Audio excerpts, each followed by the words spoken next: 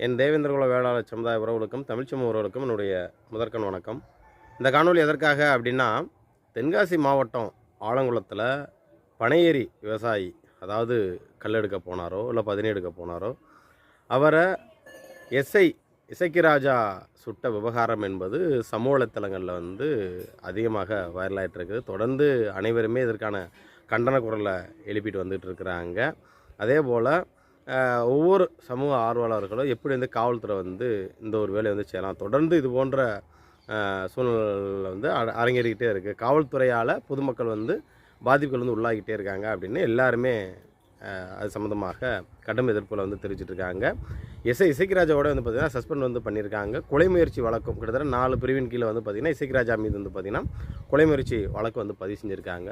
So 2 தரப்பு நியாயத்தையும் தான் நம்ம பார்க்கணும். ஏன்னா இவர் சுட்டுட்டாருங்கிறக்காண்டி, அவர் காலில் சுட்டுட்டாப்புல அப்படின்றக்காண்டி விவசாயிக்கு மட்டுமே நம்ம சப்போர்ட் பண்ணிடவும் கூடாது. அதே போல் எஸ்ஐயை தாக்கியிருக்காப்புல அந்த விவசாயி, அதாவது அவங்க உறவினர்லாம் சேர்ந்து தாக்கியிருக்காங்க.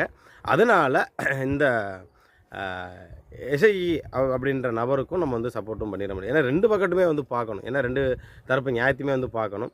அதாவது பனையேரி அந்த விவசாயி அவர் கல் எடுக்க போனாரோ இல்லை பதினி எடுக்க போனாரோ, ஆனால் இது மப்டியில் தான் போயிருக்காப்புல. மப்டியில் போகும்போது என்ன ஆகுது அப்படின்னா, பிடிக்க போயிருந்திருக்காங்க. போகும்போது இந்த மாதிரி இசக்கி ராஜா தாக்கப்பட்டிருக்கிறாரு. தாக்கப்பட்டனால தான் அவர் துப்பாக்கிச்சூடு நடத்திருக்காரு. சரி, ஆனால் துப்பாக்கிச்சூடு நடத்துனது உண்மையிலே கண்டிக்கத்தக்கது, அதில் மாற்றுக்கிறதே கிடையாது. ஏன்னா அது நியாயம் படுத்தக்கூடாது. ஸோ அந்த குற்றவாளிகளை ஒன்று மேலே பார்த்து சுடுறதோ இல்லை வேறு ஏதாவது ஒரு அச்சுறுத்தல் என்ன செஞ்சுருக்கலாம். ஆனால் காலில் சுட்டது வேறு ஏதாவது ஒரு இடத்துலனாலும் கொஞ்சம் ஆபத்தான சூழ்நிலை தான். இருந்தாலும் அது செஞ்சுருக்க கூடாது அப்படின்னு தான் நம்மளோட எண்ணம். அதே சமயத்தில் இன்னொன்று என்னென்னா, ஒரு காவலர் இந்த மாதிரி, ஏன்னா இது இன்றைக்கி தமிழ்நாட்டை பொறுத்தளவு கல் தடை செய்யப்பட்ட ஒரு பொருளாக இருக்குது. அது நிறையா நாம் தமிழர் கட்சியிலேருந்து எல்லாருமே அதுக்கான ஆதரவு கொடுத்துட்ருக்காங்க. கண்டிப்பாக இது அவ்வளோ பெரிய போதையெல்லாம் ஒன்றும் கிடையாது. இதில் விற்கிற கள்ளச்சாராயத்தை குறித்து செத்தவங்களை விட, அதே போல் தமிழ்நாடு அரசு விற்கிற சாராயத்தை விட கல் அவ்வளோ ஒரு கெடுதல் பொருள் கிடையாது அப்படின்னு இப்போ எல்லாருமே அந்த கல்லுக்கு குரல் கொடுத்து வந்துட்டுருக்காங்க. அப்படி இருக்கும்போது சரி, ஒரு காவலர் வராங்களா, மிஞ்சி போனால் ஒரு 2 வழக்கு தானே போடுவாங்க அப்படின்னு அந்த பனையேரி விவசாயி என்ன பண்ணியிருந்திருக்கணும் அப்படின்னா, அதை கடந்து போயிருந்திருக்கணும். சரி, அதை விட்டுட்டு வந்த காவலரில் தாக்குறாங்க அப்படின்னா, யாருமே ஒருத்தரை தாக்க வரும்போது தற்காப்புக்காண்டி திருப்பி தாக்குறது தவறு இல்லை அப்படின்னு சட்டமே சொல்லுது. அது எல்லாத்தையும் தெரியும் நான் நினைக்கிறேன். தற்காப்புக்காண்டி தாக்குறது இது இல்லை அப்படிங்கும்போது, ஸோ இருந்தாலும் அவர் தற்காப்புக்காண்டி சுட்டாரா, என்ன காரணம் தெரியாது. இருந்தாலும் நமக்கு ஏதாவது ஒன்று அசம்பாவிதம் நடந்துட்டா, ஏதாவது ஒன்று பண்ணிட்டா அப்படிங்கும்போது பார்த்து அந்த ஃபோட்டோ, இசக்கி ராஜா அவர் நின்ன ஃபோட்டோ பார்க்குறோம். அப்படியே ரத்தம் சொட்ட சொட்ட உடம்பு ஃபுல்லாக ரத்தம். அது அப்படி இருக்கும்போது யாருக்காக இருந்தாலும், ஒரு காவல்துறை அதிகாரியை நம்ம இருக்கிறோம், இப்படி அவன் ஒரு வேலையை செஞ்சு விட்டு கடைசியில் நம்மளே தாக்குறானே அப்படிங்கும்போது யாருக்காக இருந்தாலும் அந்த காவலர்கள் அந்த வேலையை தான் செய்வாங்க. ஸோ நம்ம 2 பக்கத்தையுமே எடுத்துக்க முடியாது. ஏன்னா இவர் மீதும் முதல்ல இந்த விவசாயி மீது தான் தவறு இருந்திருக்கு. ஏன்னா இவர் இந்த தாக்க போகலை அப்படின்னா இந்த அசம்பாவிதம் நடந்திருக்காரு. ஒருவேளை துப்பாக்கிச்சூடு நடந்ததுக்கு பிறகு ஒருவேளை இவர் தாக்கப்பட்டிருக்காரா அப்படின்றது தெரியலை. ஒருவேளை அதுவும் ஒரு கேள்விக்குறியாக வந்திருக்கு. ஏன்னா உண்மை நிலவரம் என்னன்னு நமக்கு தெரியாமல் துப்பாக்கிச்சூடு இது மண்டை உடஞ்சதுக்கப்புறம் தான் துப்பாக்கியிலேருந்து சுட்டார் அப்படின்னு நம்ம சொல்ல முடியாது. அடி வாங்கினதுக்கப்புறம் தான் துப்பாக்கி சூடு நடந்து துப்பாக்கியால் சுட்டதுக்கப்புறம் தான் இவரை போட்டு அடித்தாங்க அப்படின்னு சொல்ல முடியாது. உண்மைத்தனை தெரியாமல் நம்ம சில விஷயங்கள் பேச முடியாது. ஸோ என்னை பொறுத்தளவு 2 பேருமே கொஞ்சம் மனிதாபிமானத்தோடு இருந்திருக்கலாம். இவர் தேடி போகிறாரு, ஒரு விவசாயி ஓடுறாரு வைக்கிறாருன்னா கூட பார்த்திங்கன்னா ஒரு இது பண்ணி கைது பண்ணி கூப்பிட்டு வந்திருக்கலாம். அதே போல் காவல்துறை கைது பண்ண மிஞ்சி போனால் என்ன ஒரு 2 வழக்க போடுவாங்க, 3 வழக்க போடுவாங்க அப்படின்னா அந்த விவசாயியும் கடந்து போயிருக்கலாம். ஒரு பக்கம் துப்பாக்கிச்சூடு, ஒரு பக்கம் அவருக்கு மண்டை உடப்பு அப்படிங்கும்போது இது மக்கள் மத்தியில் மிகப்பெரிய ஒரு அதிருப்தி ஏற்பட்டிருக்கு. ஸோ அதை எப்படி நம்ம சொல்கிறேன்னு தெரில. ஸோ உண்மையிலே அது வருத்தத்துக்குரிய ஒரு செயலாக தான் நான் பார்க்குறேன். இதற்கான கடும் கண்டனங்கள். ஏன்னா இன்றைக்கி தமிழ்நாட்டை பொறுத்தளவு போதை கலாச்சாரம் என்பது அதிகமாகிட்டு இருக்குது. இப்போ நாங்கள் இசக்கி ராஜா எஸ்ஐட்ட சொல்கிறதும் சரி, இல்லை இருக்கக்கூடிய ஏனைய எஸ்ஐயாக இருக்கட்டும், இன்ஸ்பெக்டராக இருக்கட்டும், டிஎஸ்பியாக இருக்கட்டும், எல்லாத்தையும் நாங்கள் சொல்கிற விஷயம் என்னென்னா, இன்றைக்கி நிறைய இடங்களில் கஞ்சா புழக்கம் என்பது அதிகமாக புழங்கப்பட்டுக்கிட்டு இருக்குது. சரியா? அப்போ அந்த கஞ்சா விற்கிறவன் மீது ஏன் என்கவுண்டர் பாயிறதில்லை? ஏன் அவனை பார்த்து காலை பார்த்து சுடுறதில்லை, கையை பார்த்து சுடுறதில்லை?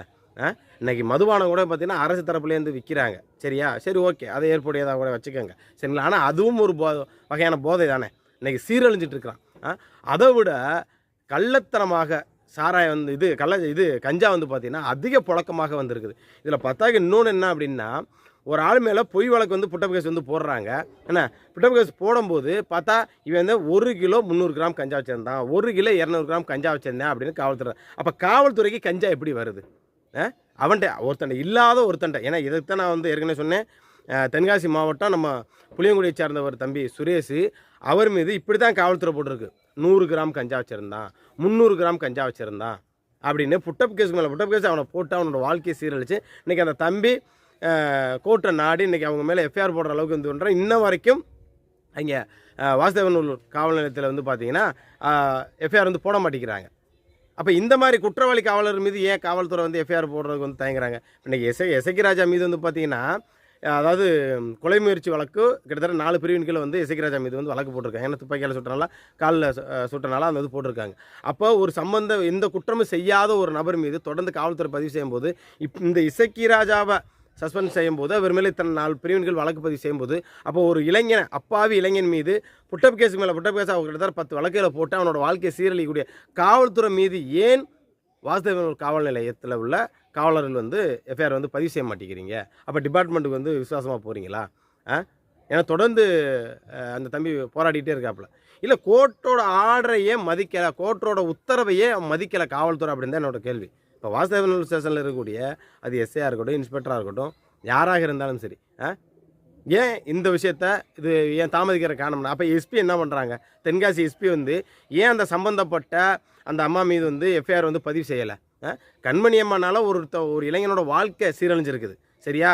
சொந்த பந்தத்தை விட்டு பொண்டாட்டி பிள்ளையை விட்டுவிட்டு எத்தனை முறை தலைமுறைவாக வெளியே போய் இருந்துக்கிட்டு திருப்பூருக்கு வேலைக்கு போனாலும் திருப்பூருக்கு போனால் குடைச்சல், தம்பி உன் மேலே ஒரு புட்டப் கேஸ் வந்து போட்டிருக்கோம், நீ முன்ஜாமீன் எடுத்துக்க அப்படிங்கிறாரு. நான் எந்த தப்புமே செய்யாமல் ஏன் சார் தேவையில்லாமல் ஏன் மேலே கேச போகிறீங்க அப்படின்னு. ஆக மொத்தம் ஒரு இளைஞனோட வாழ்க்கையை சீரழிச்சிருக்குது கண்மணி. அந்த இன்ஸ்பெக்டர் அம்மா வந்து அது என்ன வேலை செஞ்சுருக்குது? ஒன்றுமே இல்லாமல் முதல்ல அவங்க வீட்டில் 2 லட்ச ரூபா பணத்தை காணாம போது அதுக்கான நீதி கேட்டு போகிறாப்புல. அந்த 2 லட்ச ரூபா பணத்தை திருப்பி கொடுன்னு கேட்டதுக்கு பொய் கேஸ் மேலே பொய் கேஸா? அப்போ என்ன மனநிலை, காவல்துறையோட மனநிலை? இதுக்கே வாசுதேவனூர் காவல் நிலையத்திலேருந்து வழக்கு வந்து பதிவு செய்ய மாட்டேங்கிறாங்க. அப்போ தொடர்ந்து இது போன்று காவலர்களுடைய செயல் என்பது தொடர்ந்து அரங்கேறிகிட்டே இருக்குது. இப்போ கடைசியில் வந்து பார்த்திங்கன்னா நம்ம இதில் மானாமதுரையில் ஆகாஷோடைய படுகொலை இன்ன வரைக்கும் அந்த கொலை குற்றவாளி காவலர்களை கைது செய்யலை. அப்போ காவல்துறை என்ன லட்சணத்தில் இருக்குது? அப்போ காவல்துறை என்ன வேணாலும் செய்யலாமா? ஒருத்தனை அடிக்கலாமா? அப்போ இனிமேல் கூலிப்படையே தேவையில்ல போல இருக்கு. கூலிப்படைக்கு பொதுவாக காவல்துறைகிட்ட காசை கொடுத்துட்டாலே போதும் போல இருக்கே. விசாரணை என்ற பேரில் கூட்டு வந்து அடித்து கொண்டுருவாங்க போல இருக்கே.